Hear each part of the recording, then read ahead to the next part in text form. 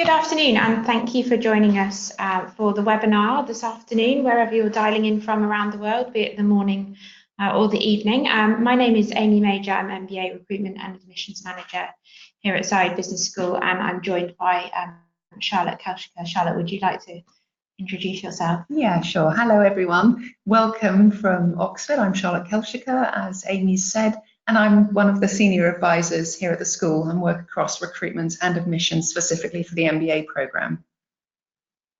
Great, so thank you for joining us. Obviously, as some of you, hopefully you'll all be aware, our applications are now open for MBA applications for 2020 entry to the programme.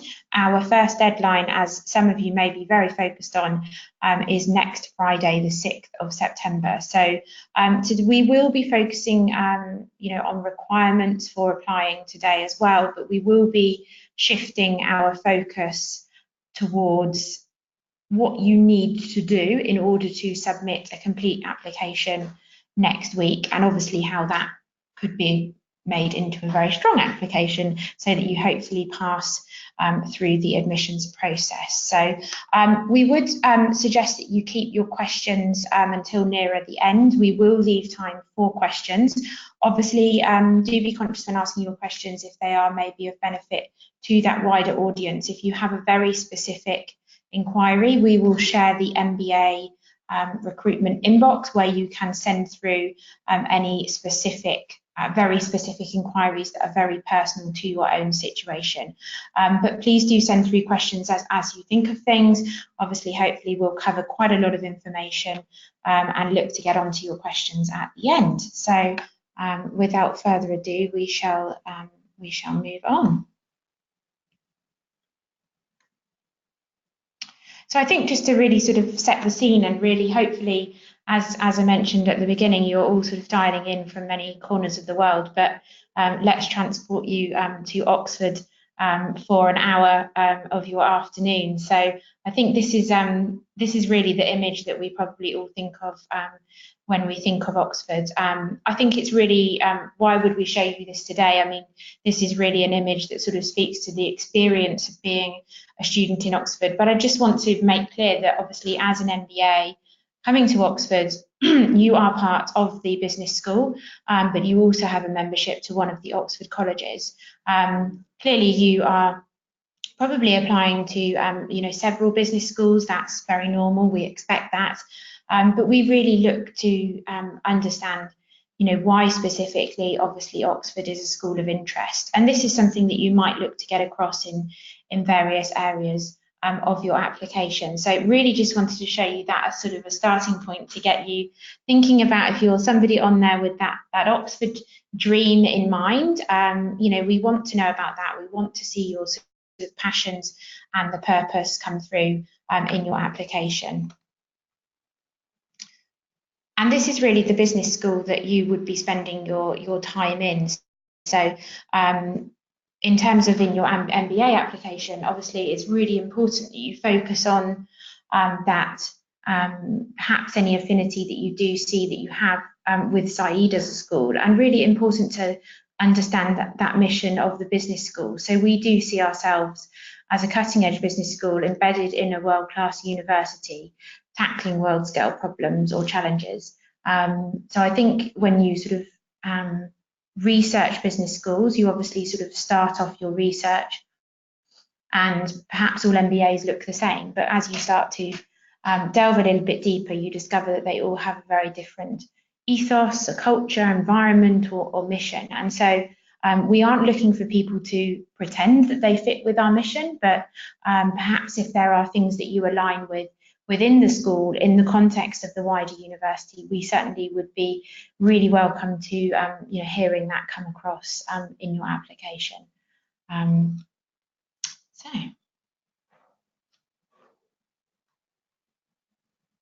I think why would we show you the sort of class profile and who we intake? I think it's just important for to go through a couple of these stats here to give you a little bit of context. If you are sort of wondering if you are the type or the profile or the kind of person that we're looking for, and also how this speaks to the admissions process that we take here at Said. So you'll probably hear us mention several times that we take a very holistic approach to reviewing your application, which is certainly true. And a few of these stats here speak to sort of the process that we take in terms of the class size. So our class intake will always be around the 320 mark of students. This current incoming group is looking to be just over the 330 mark at the moment. So somewhere between that sort of 310 to 335 kind of cohort is what we're looking for. We will come on to the application deadlines, but I would certainly mention here that we do not look to admit a certain quota or number of students per application round, and we will come on to the application rounds on a later slide. Secondly, with regards to nationality, it's obviously a hugely diverse cohort. So you definitely shouldn't be sat at the end of this session here wondering whether we are looking to admit certain quotas of people from certain parts of the world. That is absolutely certainly not the case.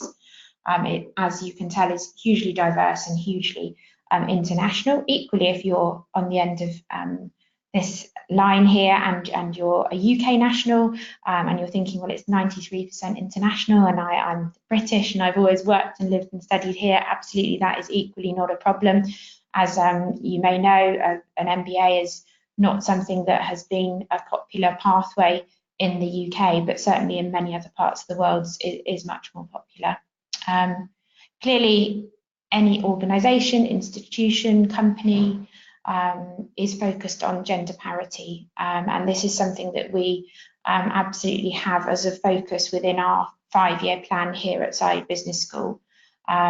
This current incoming cohort is looking to be around 43%.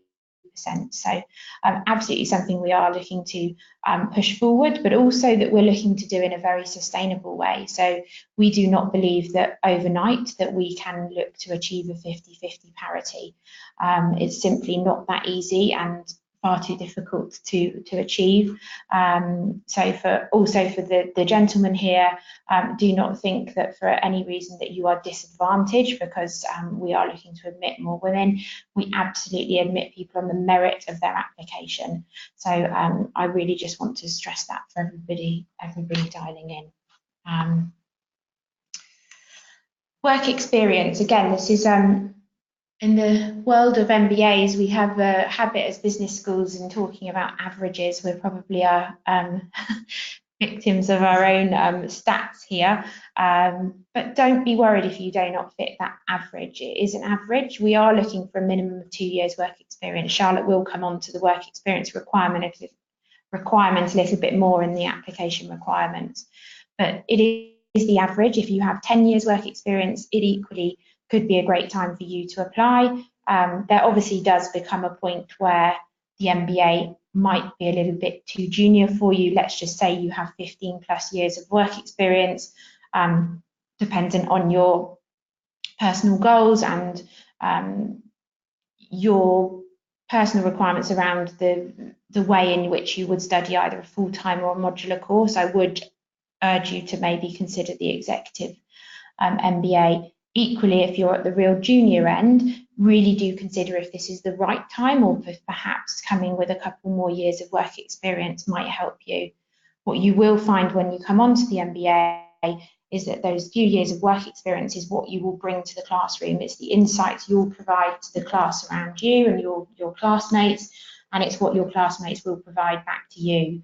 So when you're looking at schools, you're probably thinking of the quality of the faculty, how good are the electives, are these covering the areas, the fields of study that I'm interested in, but think about that class profile, think about what is the kind of the demographic of that cohort. Is it quite a young cohort? Is it more experienced?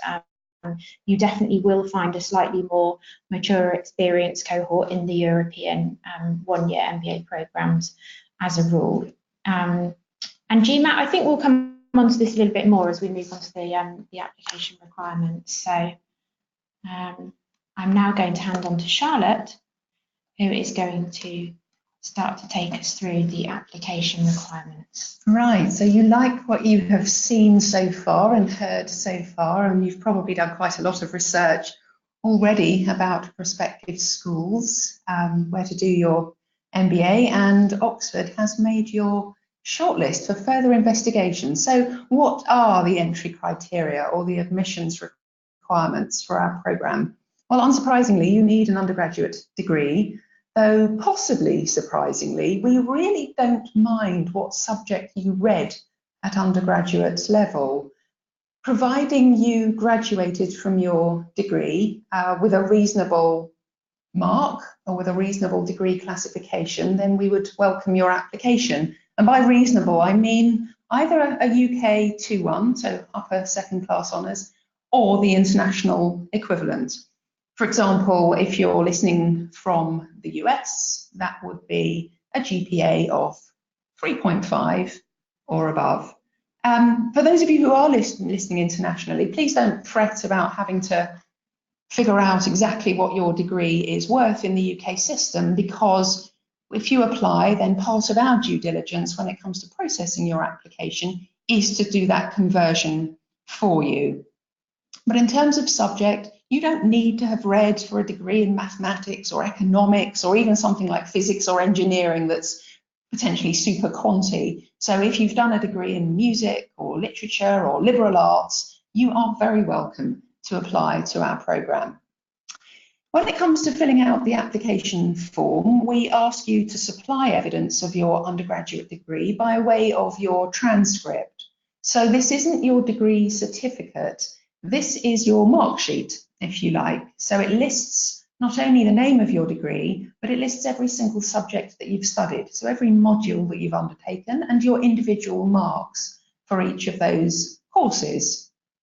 So we ask you to upload that as part of your application, and that gives us a chance to see exactly how you've performed across the duration of your studies. And it could be that you don't have yet an official copy of your degree transcript, but maybe you have an unofficial copy, or perhaps you can log into your student self-service portal and download a screenshot of your marks from the days when you were an undergraduate student. At application stage, this is fine. This is all you need when it comes to applying. So it's just that unofficial evidence, if you like, of your degree transcript. Now, Amy mentioned that we'd delve into the GMAT in a little more detail, so let's do that now. First thing to mention is that it's not just about the GMAT, it's about the GMAT or the GRE. We welcome either. You do need to have sat for either the GMAT or GRE, however, within the last 5 years prior to making your application. And historically, yes, it's true that we used to only accept the GMAT, but for the last 3 or 4 years, we've also welcomed a GRE score report in lieu of a GMAT. The results of one of these standardised tests is mandatory, so every single candidate must supply the results at the time that they apply to the MBA. It doesn't make or break an application, but we are looking for evidence that shows us we feel that you can cope with the course material. So we're looking for a fairly balanced performance.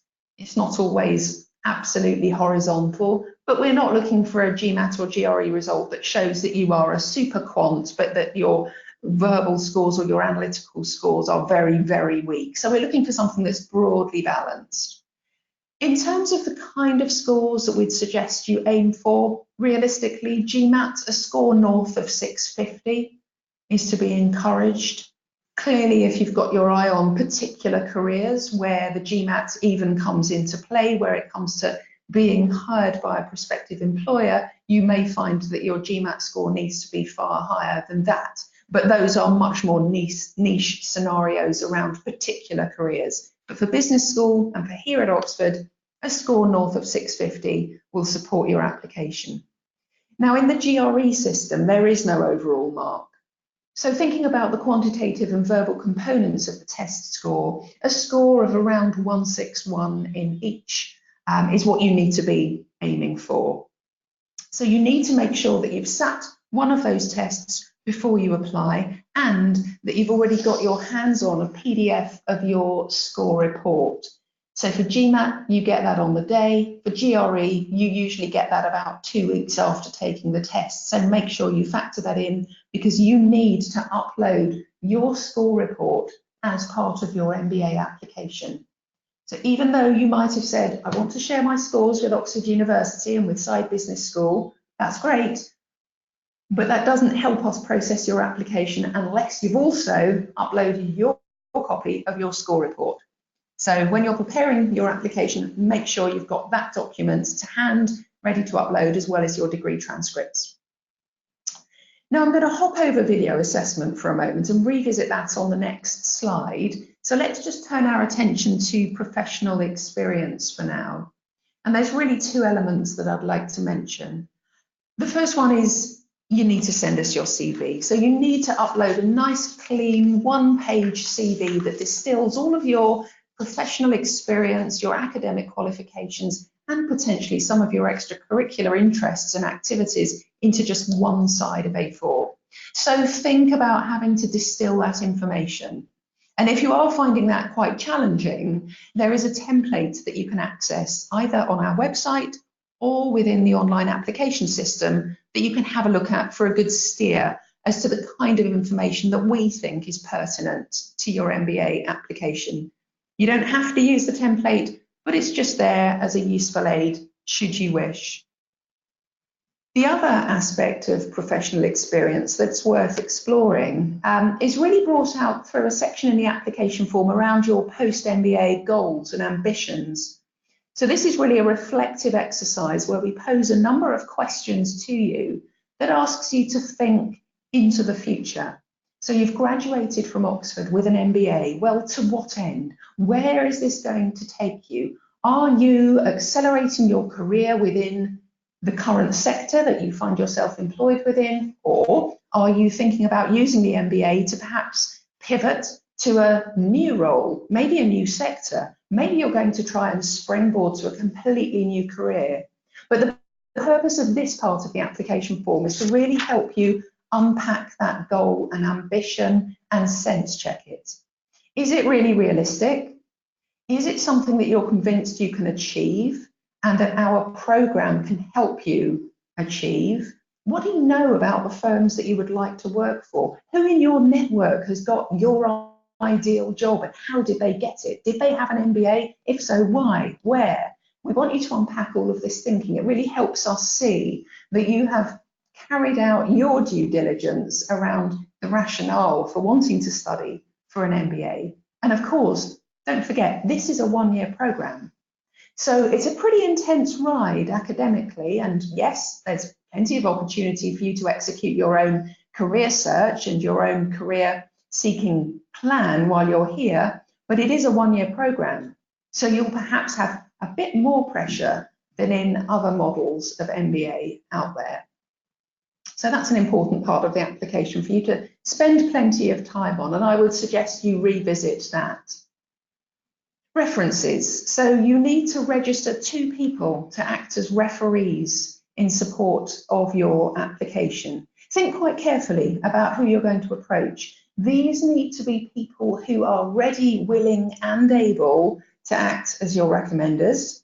So they need to know that they're going to get an email from us asking them to do the necessary.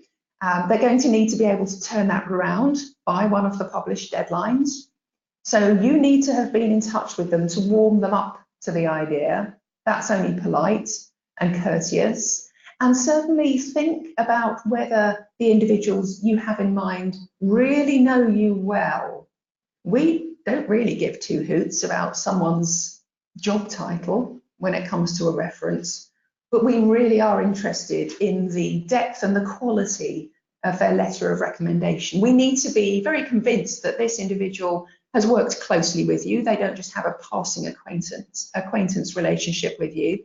They really know what your strengths and weaknesses are, and they understand why you want to undertake an MBA, and they see how that fits with your professional development goals, and they can really sort of support your application and sell you to us, if you like.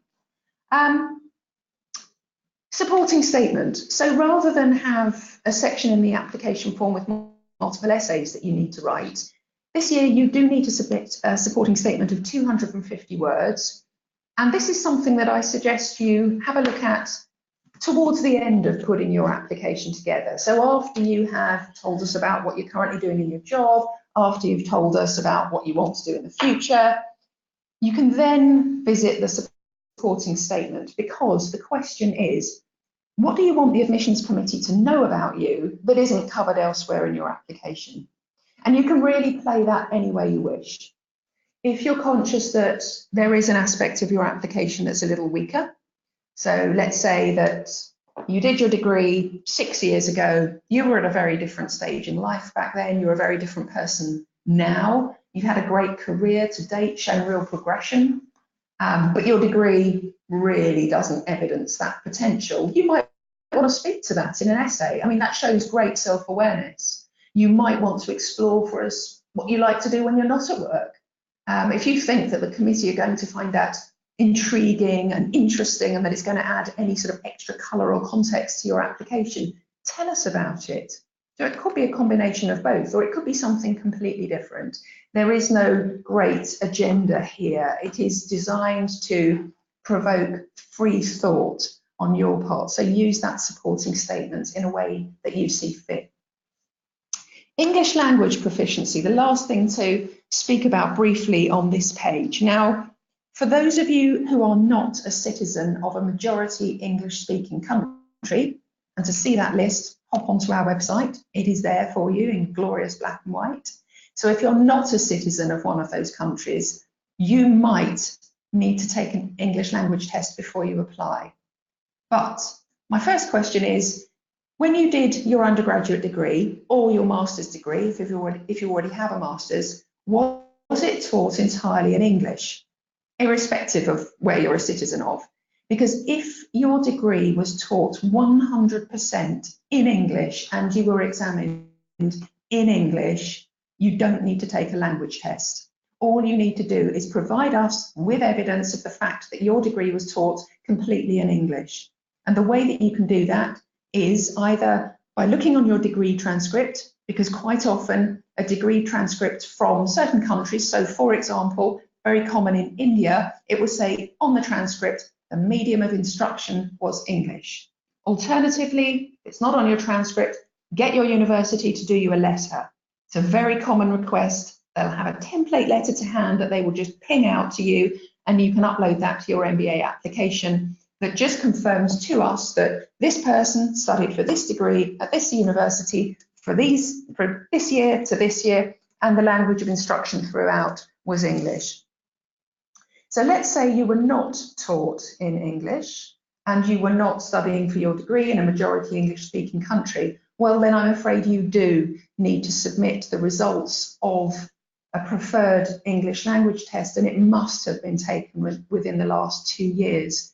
Now, we accept either the internet-based TOEFL test, the IELTS, the Cambridge test of proficiency in English, or the Cambridge test of advanced English. We have minimum thresholds that you absolutely must hit. I'm afraid these are not within the school's gift to waiver on. So if you are not meeting those minimum thresholds, you will need to resit. And to see the minimum scores that you need to achieve, have a look at our website, because everything is broken down into the sort of speaking, listening, reading, writing level of granularity on our website. So you can see exactly what test scores you need to achieve.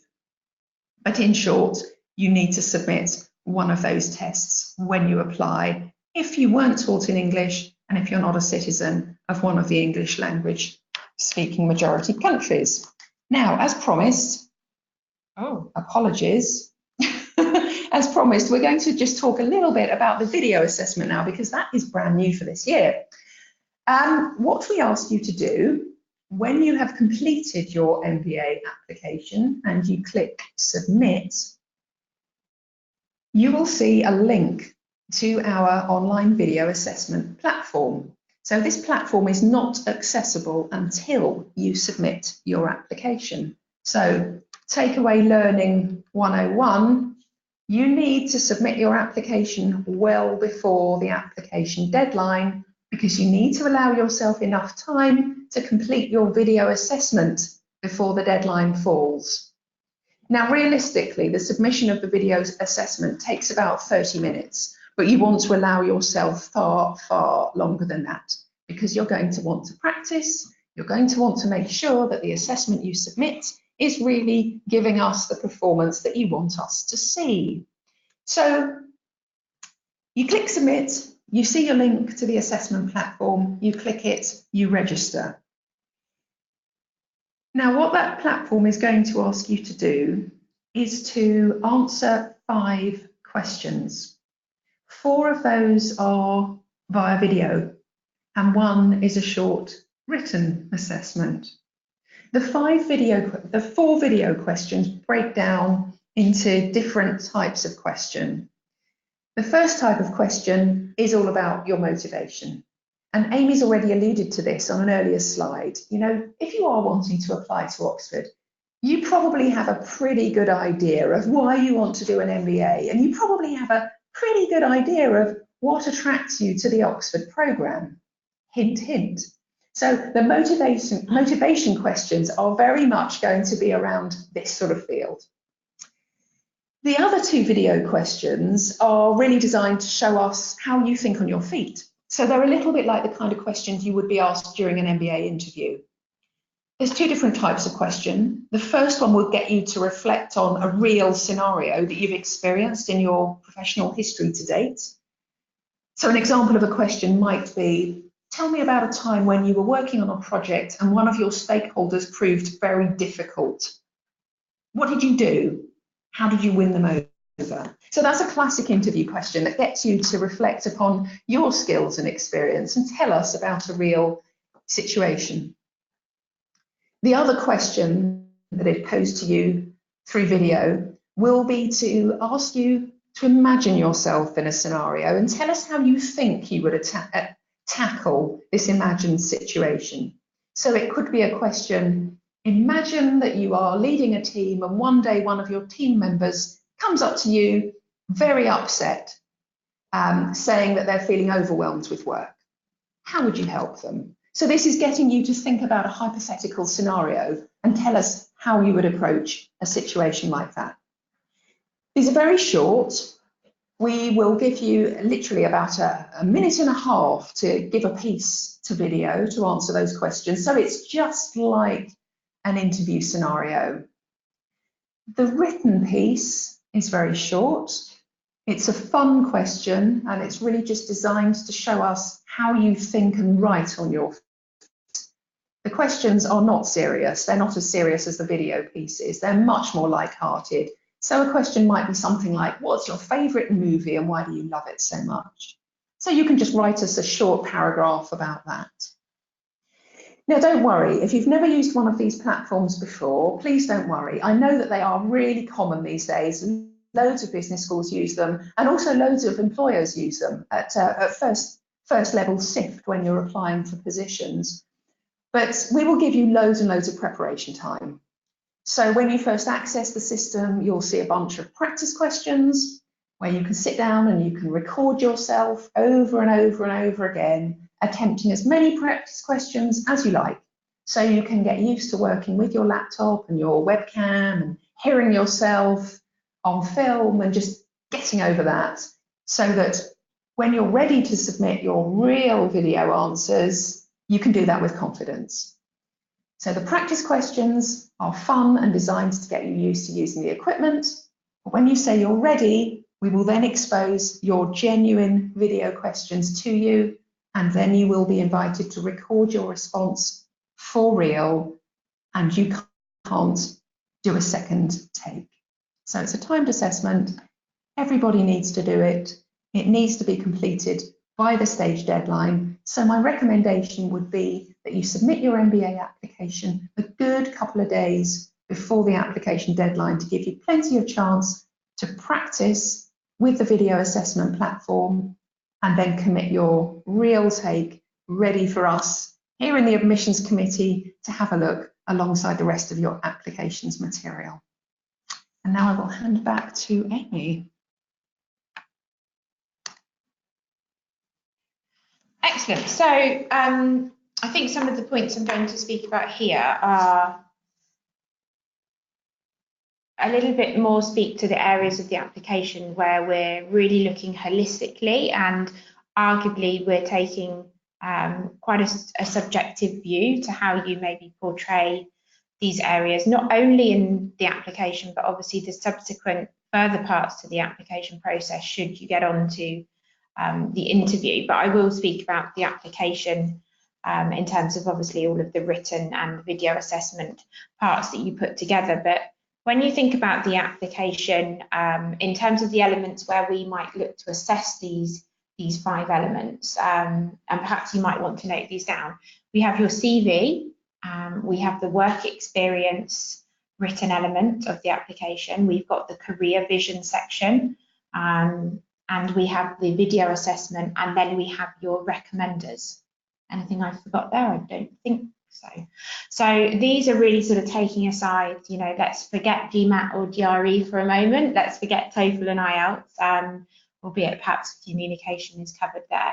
So we're really sort of looking to bring out these 5 areas across all of those elements of your application. So let's start with leadership. So how might you want to show leadership?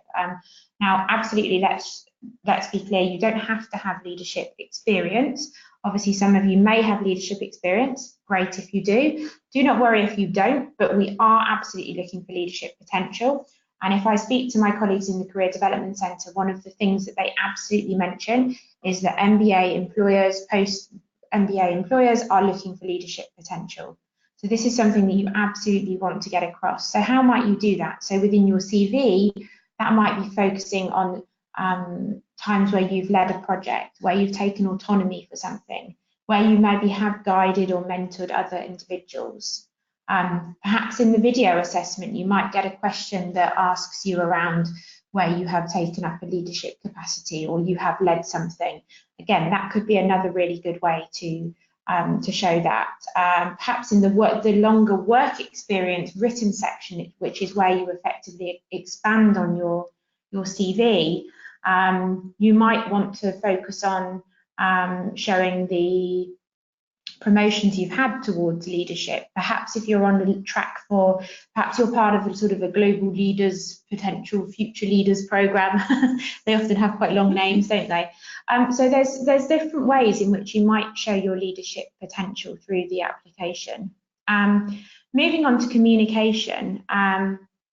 So we are looking for you, obviously, through the video assessment to show your communication skills. I think this is one of the reasons why this is a great addition to the application. I know some people have asked me, we had an open house event here on Friday in Oxford, and in hosting that day, quite a few people said, oh, so why have you introduced this? Well, I think one of the reasons is that we get to actually really sort of see you in action. And we get a sense of your communication skills, your verbal communication skills, prior to us inviting you to that in-person interview or to that Skype interview that you may pass to. So I think that is the most key example of how you can show us your communication skills. I think communication and awareness tie together quite nicely, actually. Perhaps we should have those together in our circle, because through your communication skills, you also show your EQ ability and your self-awareness.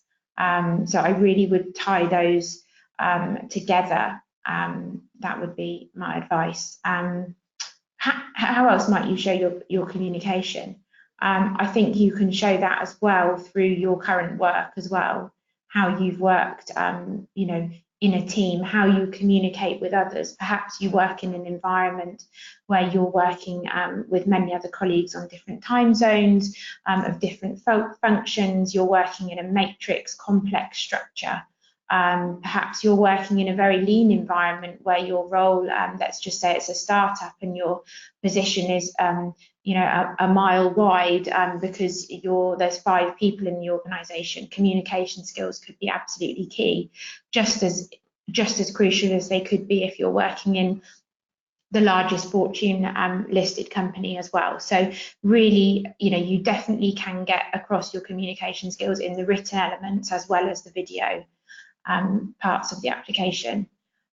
Teamwork, I think, is really one of the, certainly for me as my role features as part of the admissions committee quite regularly, and also interviewing for the programme. And one of the biggest things that I look for when interviewing people and through that application is your ability to teamwork.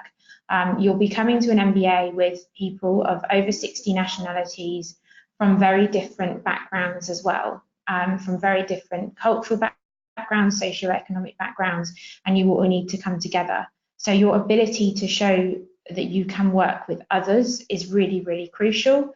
Perhaps you might work in a fairly homogenous environment right now. That's not a problem, but could you show your ability to work with difficult individuals, with different stakeholders, with different functions of an organisation?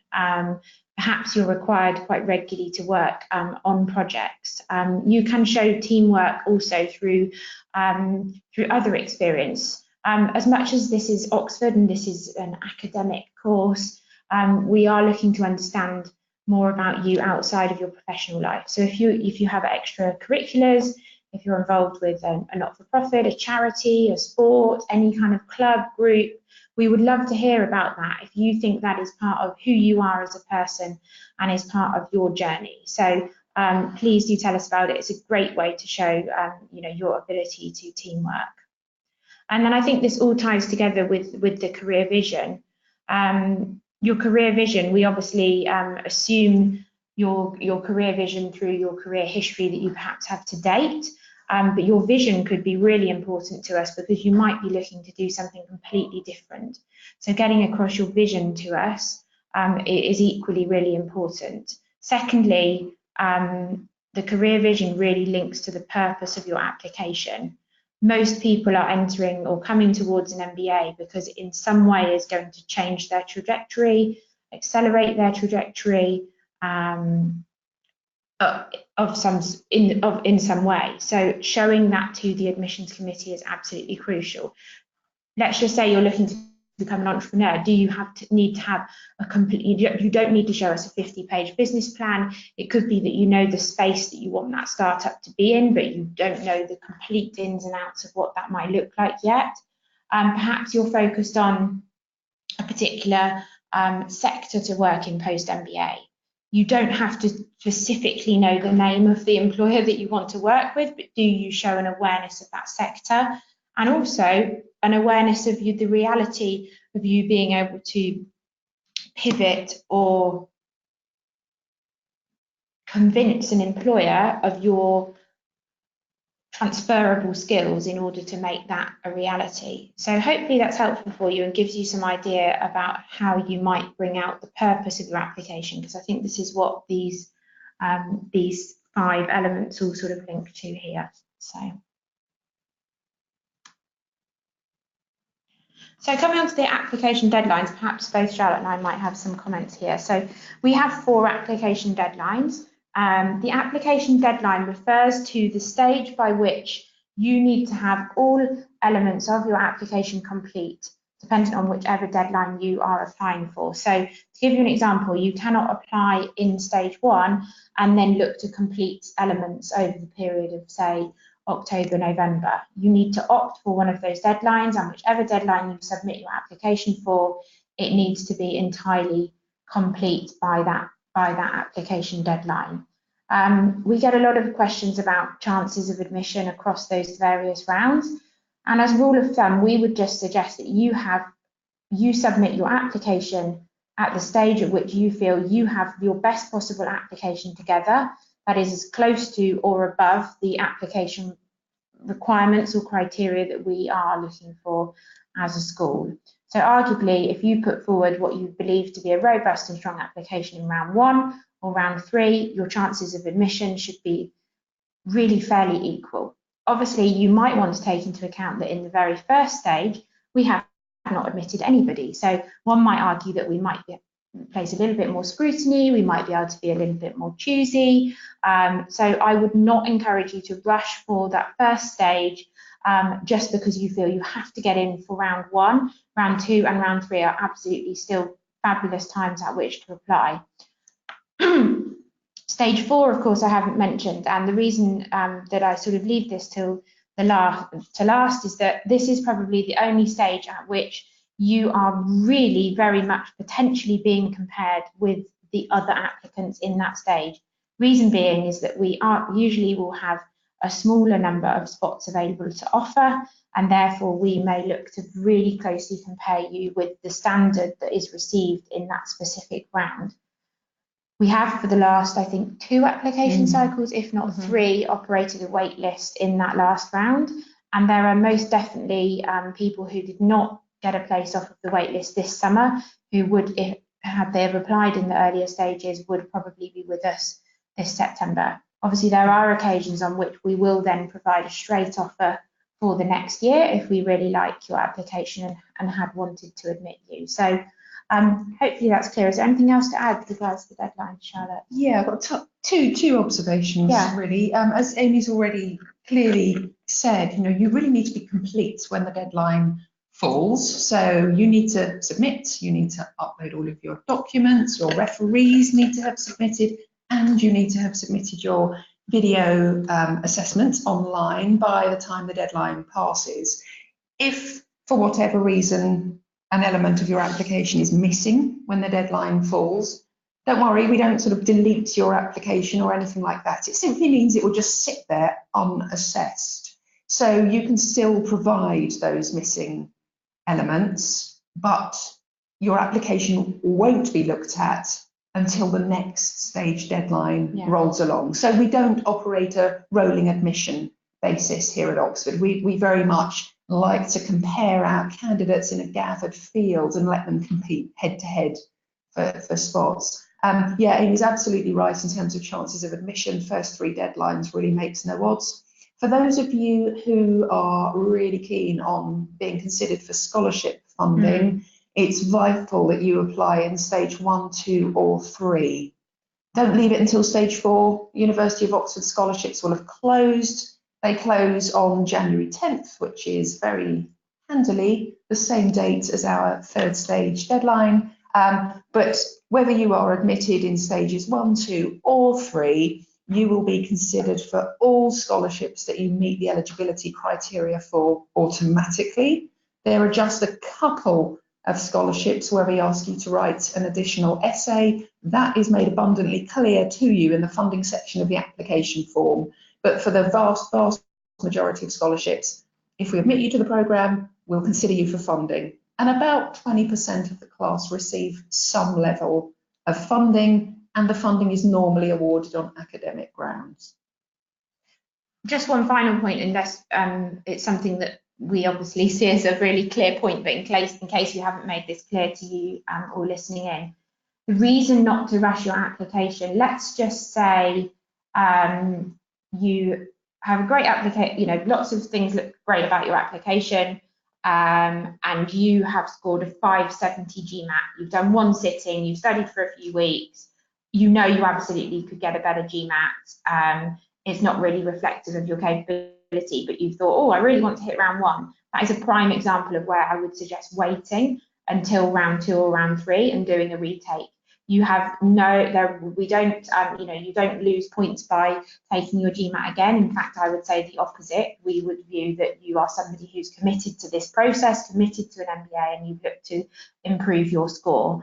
Another example might be, let's just say you've taken it once and you've got a 660 or 670, arguably quite a solid GMAT score, but your target had always been to achieve over 700. That was your pride score. You feel you have a little bit more in you there. You could still wait to stage 2 and take it again. Perhaps you want to get that 700, that 710, and it could, it might be that the 660, 670 would gain you admission, but it might be that the 700 score might be what would get you the scholarship funding. What I do want to stress, though, as much as it is on academic merit, we are obviously looking at the whole application. So there are certainly occasions where people do receive funding that do have lower GMAT scores, but there would be an element of their application, another element that perhaps had really attracted us. That said, if you did look across the board at probably the scholarship recipients, they would sit in the upper quartile academically. So just consider these things when you're considering the stage at which is best to apply.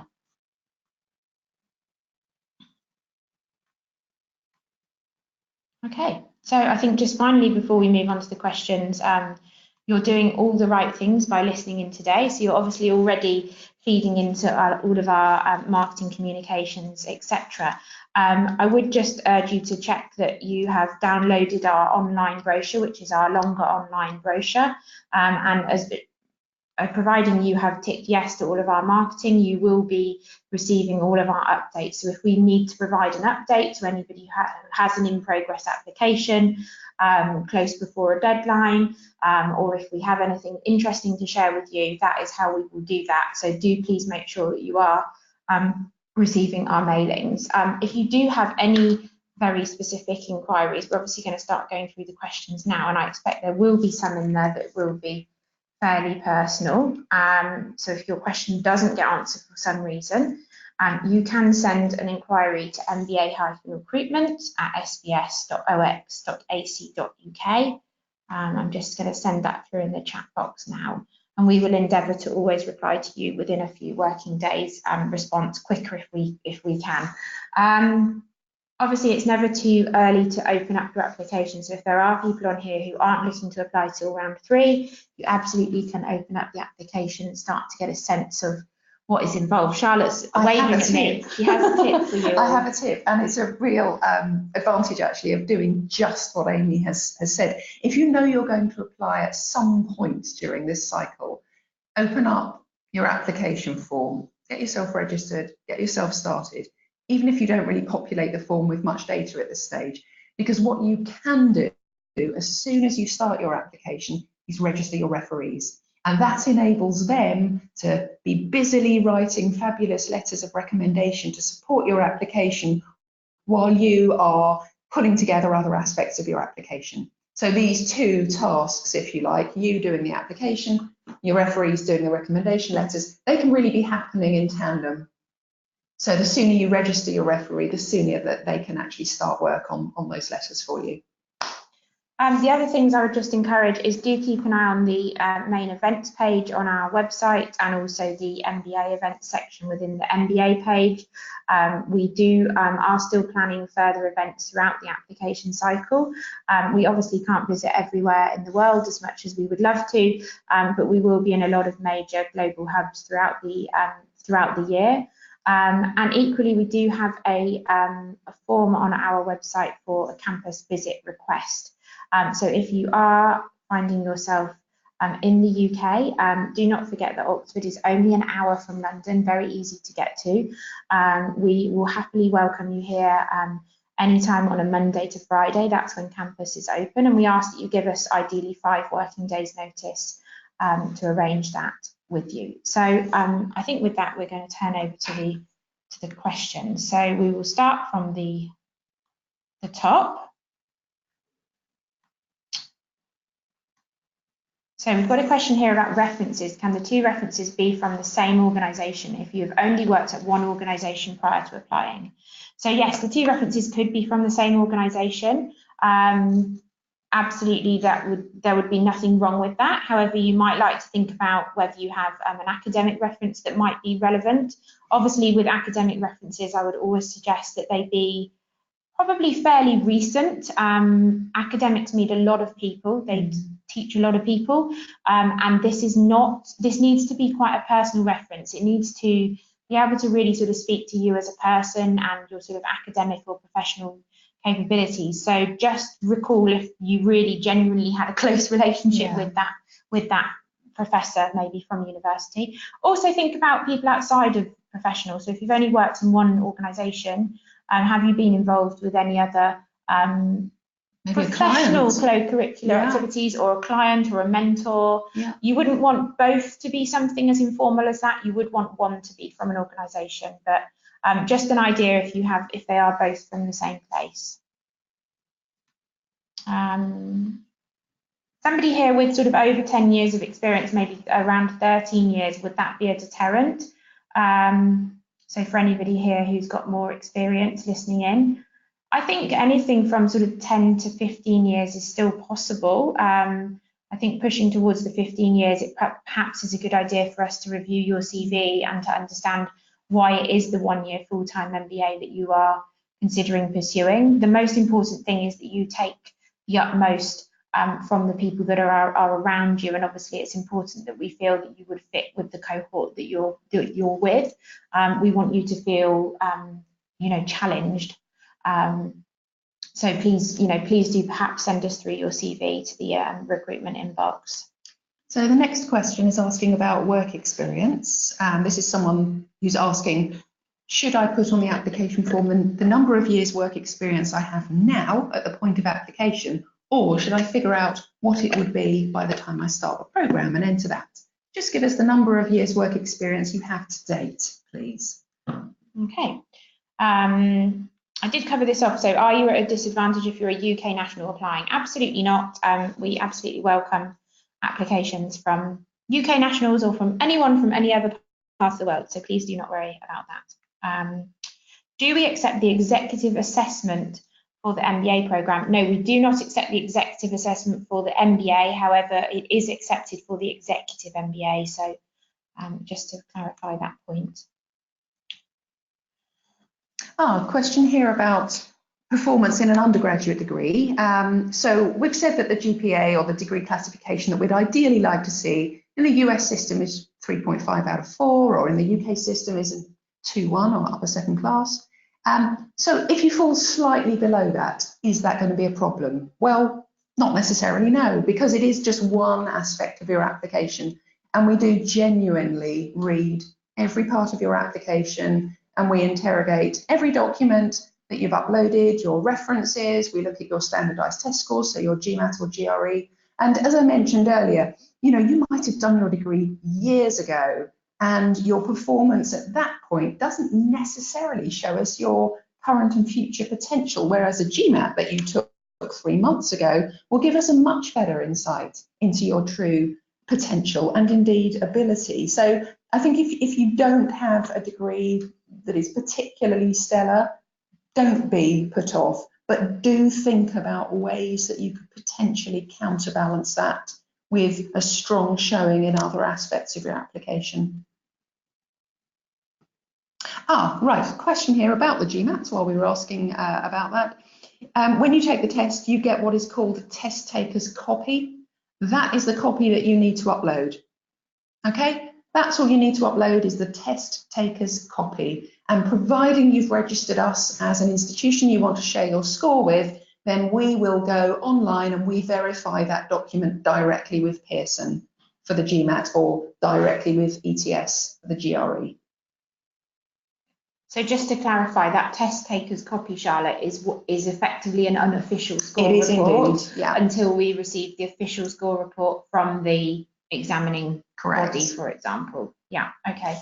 We've got a question of whether your references are, your recommendations are arriving late. Is that a problem? They need to be submitted by the deadline, please. So make sure you follow up with your recommenders. If you're aiming for stage 1, make sure you're in touch with them now, and that they're in a position to submit those recommendation letters in time to meet that deadline. And the deadline, just in case you're wondering, and I know it might sound a bit daft, but it is a question we're asked a lot, is does the deadline fall at the beginning or the end of the day? Well, it falls at the end of the day, so 23:59 UK time to be precisely, but please, please, please do not leave it until then to submit your application.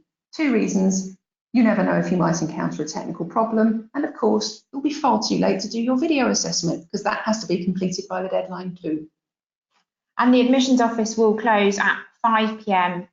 UK time on Friday the 6th. So obviously if you encounter some major glitch, it might be that somebody is sat on their sofa and has decided to check their email that you're in touch with in the recruitment admissions and might reply to you.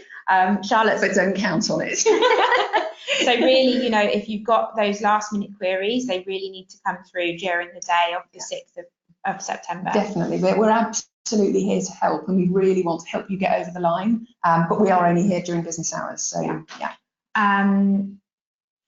as my transcript does not show GPA, what should I type for the undergraduate degree Really result? good question. Yeah, clearly, depending on where your degree is from, there'll be all kinds of marking conventions that are used out there. Your degree classification might be expressed as a letter of the alphabet, or a percentage, or a Greek letter, or it could be a mark out of 100. It could be anything. Doesn't matter. Just type into the application form what you've got, whether it be B+ or Gamma. And we will do the conversion as part of our due diligence when we process your application. We've just had 2 questions about where you upload the GMAT or GRE score report. Excellent question. So in the application form, you will be asked to type in the scores that you achieved during your GMAT or GRE or your English tests. So you type in the actual scores, but the place that you upload the document that proves those scores is after you've submitted. So once you submit your application, on that landing page, you get to see A, the video assessment link, and B, you get to see the place where you upload your transcripts, your language test results, and your GMAT or GRE score report.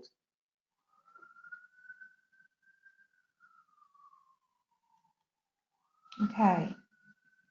Just reading a fairly long question here.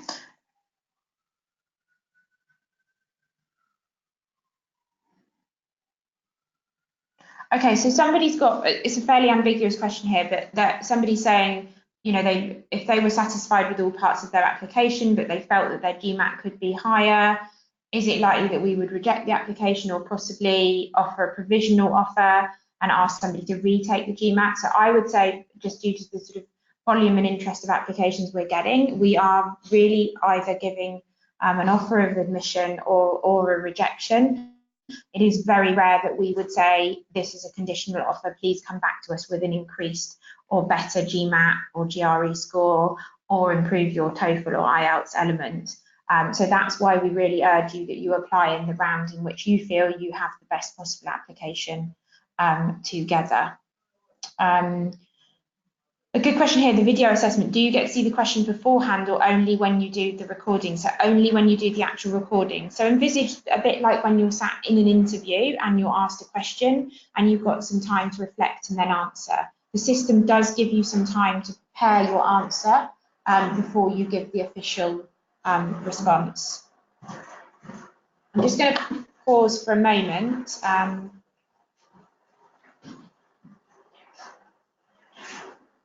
Charlotte and I are sat in what is a very warm room, and as if anybody who has been to the UK knows, the UK is not amazing for air conditioning, and it's actually fairly warm at the moment. So we had the door open, but we had someone rumbling past with a trolley. Right, let's move on. So if I've already submitted the first stage of the application, I'm at the video stage. Can I wait and redo the GMAT and change my scores? You won't be able to re-access your application form to literally type in new scores, but if you have retaken the GMAT since you submitted, so you're in possession of a new test taker's copy of your new set of scores, then you can upload that document. And of course, because you will have registered Side Business School to have access to your official scores, when we log into your account with Pearson, we'll be able to see the official scores for all of your test attempts. This is a good question. Can I advance to the video assessment if one of my recommenders has not uploaded the letter yet? Yes, you can. You can, you absolutely can. So you do not need to wait for your letters of recommendation to have been submitted in order to submit your application. So you finish your application form, you submit, you can then get on with uploading your documents, you can do your video assessment. Your recommendation letters can still come in, it's just that everything needs to be done by the deadline.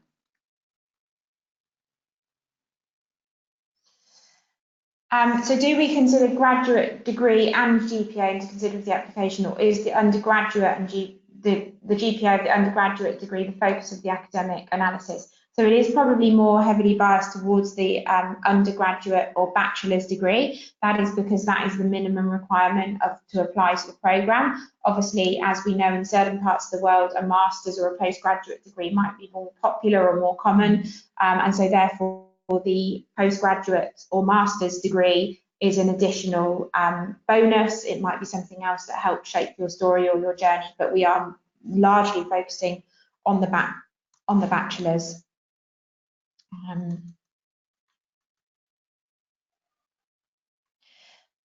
For the employment history section, somebody is commenting there is a 5,000 character limit. That's correct.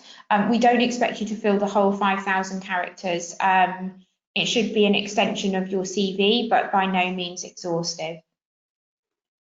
A couple of questions here on references. What are we sort of looking for? Our question, we ask your recommender to grade you in 5 areas, which is a drop-down selection box of 5 key areas. We then ask them to write what is quite a free-form letter, and I would say this typically might look like a sort of cover. Think of like a cover letter you might provide for a job application. It would typically probably look like that in length.